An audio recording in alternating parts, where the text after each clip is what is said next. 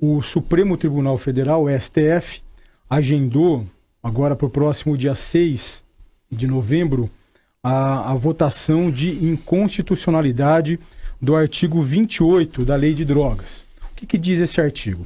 Esse artigo proíbe que pessoas possam adquirir, guardar, ter depósito, transportar ou trazer consigo drogas. Então, é a lei agora. Isso. Então, a atual lei de drogas proíbe, então, as pessoas de adquirirem drogas, guardarem drogas, ter depósito dessas substâncias, transportarem ou trazerem consigo essas substâncias. E essa é uma questão importante porque aqui não fala o tipo de droga especificamente. A gente não está tratando, por exemplo, apenas crack, cocaína, de maconha. A gente está tratando das drogas ilícitas de maneira geral. Maconha, cocaína, crack, enfim. Ácido lisérgico, êxtase, as drogas sintéticas, todas elas. Então, hoje no Brasil, o artigo 28 proíbe essas práticas. A grande questão é que existe uma ação de inconstitucionalidade desse artigo, o artigo 28 da Lei de Drogas, e a grande questão é que se o Supremo realmente decidir pela inconstitucionalidade desse artigo, todas essas ações então serão permitidas. A grande questão também que precisa ficar claro é que já de acordo com a presente lei, em que pese essas ações todas sejam proibidas, na verdade a pessoa, por exemplo, que esteja comprando drogas, guardando drogas para o seu consumo, ela não é presa. Essa é uma questão importante para ficar clara, né? A grande questão é que existe uma restrição, uma proibição para que isso aconteça.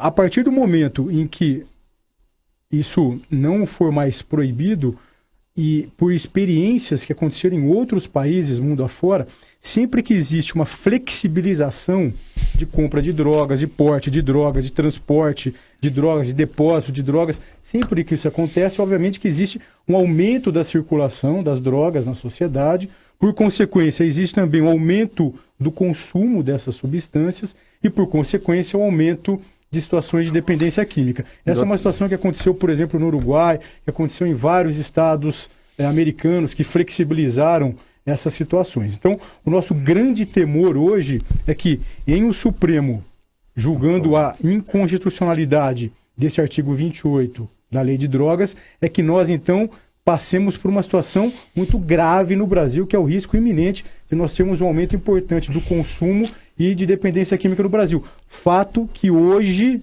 já é extremamente grave. O Supremo vem agindo no Brasil quase que como uma sanha legislativa. O Supremo tem... uma autocracia. Tem agido de maneira arbitrária e tomando para si ações que não são da sua competência. Essa é uma situação que atinge a sociedade de maneira direta e, por conta disso, o Supremo não tem competência para julgar para deliberar sobre isso. Uma situação dessa magnitude, dessa importância, é uma decisão que cabe ao Congresso Nacional. Essa é uma situação, para ficar bastante claro, que são os representantes legítimos da população e não o Supremo. Houve sim, nos últimos anos no Brasil, o aumento do encarceramento de pessoas com dependência química, mas não por conta do artigo 28, que está em pauta agora. O que acabou acontecendo no Brasil foi que, pelo menos nas últimas 2 décadas, daí para mais, nós tínhamos no Brasil uma assistência às pessoas que apresentam dependência química completamente equivocada, pautada por questões absolutamente ideológicas e não técnicas. E por conta disso, então, os dependentes químicos do Brasil, por receberem tratamento equivocado, inapropriado, ou por sequer receberem tratamento, o que acabou acontecendo é que essas pessoas, sim, no Brasil, ficaram vulneráveis, elas ficaram fragilizadas, elas vinham sim entrando em conflito com a lei por conta disso, ou seja, não era incomum a gente ver pessoas que não conseguiam tratamento, no auge da sua fissura, roubava, furtava, enfim, e por conta disso, para sustentar o seu vício, e por conta disso, então, entrava em conflito com a lei e eram presos. Então, a causa do grande encarceramento no Brasil não é por conta dessa lei atual, que, novamente, inclusive, não pune com prisão o porte de droga, o uso de droga, o armazenamento de droga. A causa do encarceramento que aumentou no Brasil, inclusive, para pessoas com dependência química é porque essas pessoas não vinham recebendo tratamento apropriado, se fragilizavam, entravam em conflito com a lei e eram presas. Na verdade, o STF, ao descriminalizar o uso de drogas, e novamente, que a gente não está falando só de maconha, é importante que fique claro, a gente está falando da descriminalização de todas as drogas no Brasil. Crack no bolso. Crack, cocaína, drogas sintéticas, maconha, skunk, enfim. Então a gente está falando de uma situação extremamente grave e que vai, sem dúvida, colocar em risco a nossa população. É interessante, né, Fim, a gente estava conversando sobre algumas questões, alguns mitos, né, Fim, que tem, que rondam esse tema. Então, por exemplo, que quando a gente, por exemplo, descriminaliza uma droga, a gente favorece que as pessoas busquem ajuda, busquem tratamento. Isso aí é um grande mito. O que vinha, na verdade, acontecendo é que as pessoas não buscavam tratamento ou, quando buscavam, não conseguiam recebê-lo de maneira apropriada por conta de problemas importantes na oferta de tratamento. Uma outra questão também que se coloca é que uma possível flexibilização em relação ao porte de drogas, uso de drogas, vai em favor, né, do exercício da liberdade individual das pessoas. Essa é uma outra grande ilusão que se tentam vender para a população brasileira. Ou seja, o uso da droga não é um exercício de liberdade. A gente sabe que as pessoas começam a usar drogas e a gente sabe que o futuro disso é a perda da liberdade, a pessoa ficar escravizada com o uso das drogas. Então, a gente pensar, por exemplo, em descriminalizar drogas no Brasil, pensando que a gente está legislando e advogando em favor da liberdade individual, esse é um outro grande mito. As entidades científicas brasileiras, você citou uma delas, a Associação Brasileira para os Estudos de Álcool e Outras Drogas, que é a ABAD, é contra a descriminalização das drogas no Brasil. Entidades médicas como o Conselho Federal de Medicina, a Associação Brasileira de Psiquiatria, Pediatria, também são contrários. Ou seja, as entidades médicas, as entidades científicas brasileiras se colocam contrárias, né, sobre isso. Por quê? Porque hoje as evidências científicas que nós temos dão conta de que a flexibilização, a descriminalização de drogas acabam levando a problemas importantes por conta de que levam ao aumento do consumo e, por consequência, da dependência química na população. Por exemplo, nós temos algumas situações que são importantes. Em relação ao aumento do consumo, por exemplo, nós temos o caso do Uruguai, que é o nosso vizinho, e pequenininho, né? Assim, que pequenininho, que tem lá todas as suas peculiaridades, suas particularidades, mas nós temos tido no Uruguai, por exemplo, o aumento do uso da maconha. A maconha foi legalizada recentemente no Uruguai. No Uruguai, por exemplo, nós temos tido um aumento do tráfico de drogas, né? E com todas as suas consequências danosas para a sociedade. O mesmo acontecendo em alguns estados americanos que também flexibilizaram o uso de drogas. Nós temos tido, por exemplo, no Uruguai, aumento da violência, como, por exemplo, aumento de homicídios.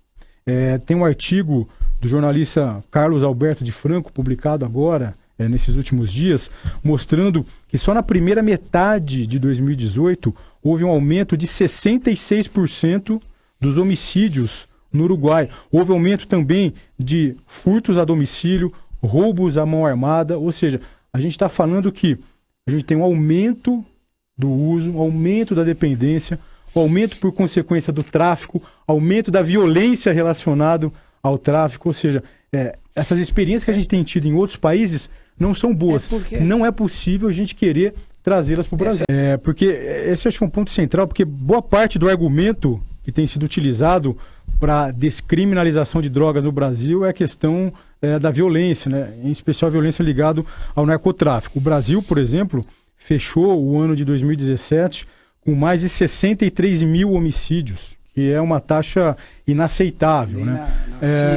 E aí, só que qual que é a questão? A questão, por exemplo, agora, o governo brasileiro, só no primeiro semestre desse ano, nós tivemos, com ações que não passaram, obviamente, pela descriminalização das drogas, nós tivemos uma redução de 23% no homicídio no Brasil.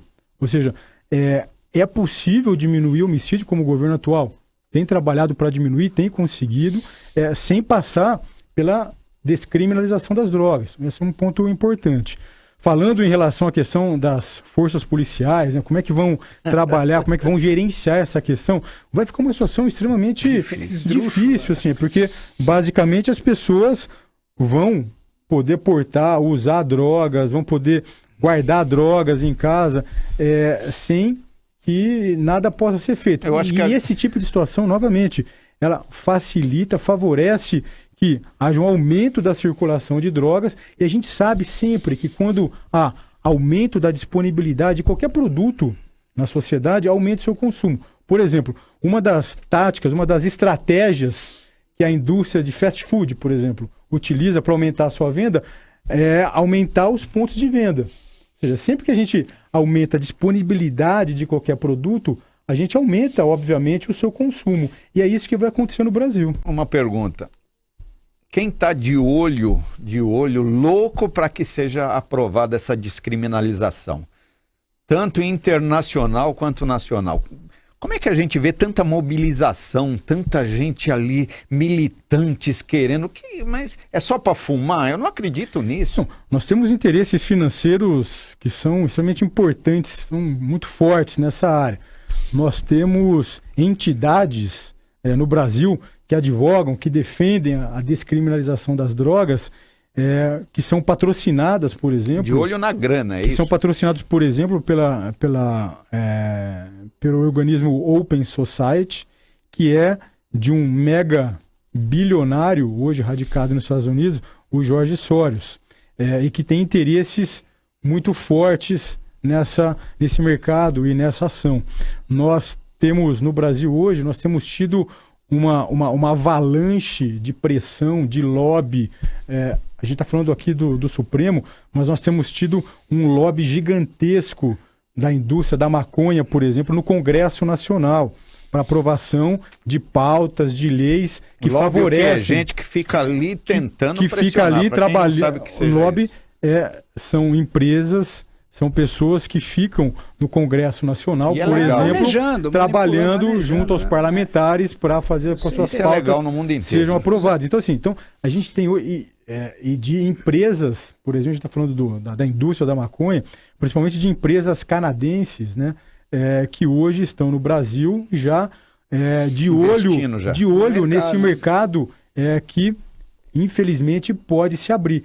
E o que a gente está batalhando muito é para que isso não aconteça. Por isso, então, que estamos aqui hoje, né, para que nós possamos conscientizar a população e para que a população possa se mobilizar, né, enfim, no sentido de impedir que o STF, no próximo dia 6 de novembro, descriminalize todas as drogas no país. Mas a primeira coisa é que nós não podemos... na verdade, nós não podemos modificar leis, por exemplo, no Brasil... por conta de eventuais problemas que possam acontecer na sua aplicação, né? Hoje, por exemplo, no Brasil, se qualquer autoridade policial faz uma abordagem desse tipo, agredindo pessoas... É crime. Exatamente, isso daí é um crime que ele está cometendo. Ou seja, e você descriminalizar as drogas, isso na verdade não vai impactar em que pessoas cometam crime de abuso de autoridade como esse. Então, o que a gente precisa lutar é para que nós tenhamos uma ação policial apropriada. Outra questão de que um adolescente pego com droga e é preso, hoje no Brasil, novamente, ninguém é preso, né, pela nossa legislação atual porque está portando droga, porque está usando drogas. Nem o juiz pode nem internar. Não. Por quê? Porque a lei de drogas hoje já não permite. Então, esse daí é uma questão que sempre se tenta vender para a população isso, mas isso daí, na verdade... é uma posição equivocada. Em relação ao público-alvo das ações do mercado da cannabis, da indústria da cannabis e de outras drogas, obviamente que é pré-adolescentes, crianças, adolescentes. Por quê? Porque são públicos mais vulneráveis, são um público que está mais predisposto a, entrando em contato com a substância, fazer uso dessas substâncias e, obviamente, infelizmente, se tornar dependente delas. Então, isso é uma coisa muito séria, né? Por exemplo, se a gente pegar o LENAD, que é o Levantamento Nacional sobre o uso de álcool e de outras drogas no Brasil, que é um estudo realizado pelo grupo do professor Ronaldo Laranjeira, da Universidade Federal de São Paulo, aqui, grande amigo aqui da Unifesp. Esse trabalho, por exemplo, tem mostrado, por exemplo, em relação ao uso do álcool. A gente está falando muito de drogas ilícitas, mas o uso do álcool, por exemplo, tem acontecido no Brasil cada vez mais precoce, né?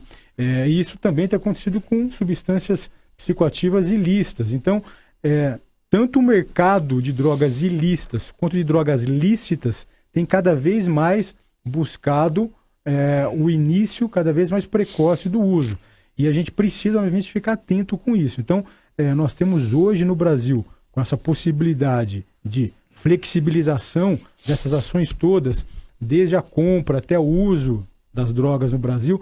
Se esse cenário realmente se concretizar, nós vamos ficar numa situação grave. Nós vamos ficar numa situação muito grave. Porque é bastante interessante, né, essa situação, porque todo mundo fica falando, não, porque o problema do álcool e tal. Hoje existe um grande movimento importante no Brasil, né, para que a gente restrinja cada vez mais o uso do álcool, como aconteceu, por exemplo, recentemente com o tabaco. E aí, na contramão disso, vem esses movimentos querendo flexibilizar o uso de outras drogas. Ou seja, a gente vive uma situação incoerente no Brasil. Né? Porque as experiências internacionais com a flexibilização de uso de drogas, por exemplo, em outros países, têm mostrado que, como consequência disso, tem acontecido um aumento do uso da substância, obviamente, de casos de dependência química. No Brasil, por exemplo, quando nós olhamos epidemiologicamente para a sociedade, nós temos muito mais gente dependente, por exemplo, das drogas lícitas. Nós temos no Brasil muito mais gente dependente de álcool, a gente tem no Brasil muito mais gente dependente de tabaco do que de drogas ilícitas, como maconha, cocaína, crack.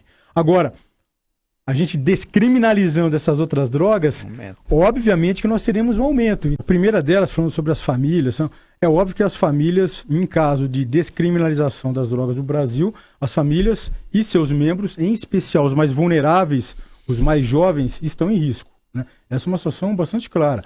A gente tem a perspectiva clara de aumento de uso, do aumento do consumo e do aumento de dependência química no Brasil. Esse é um fato claro e real.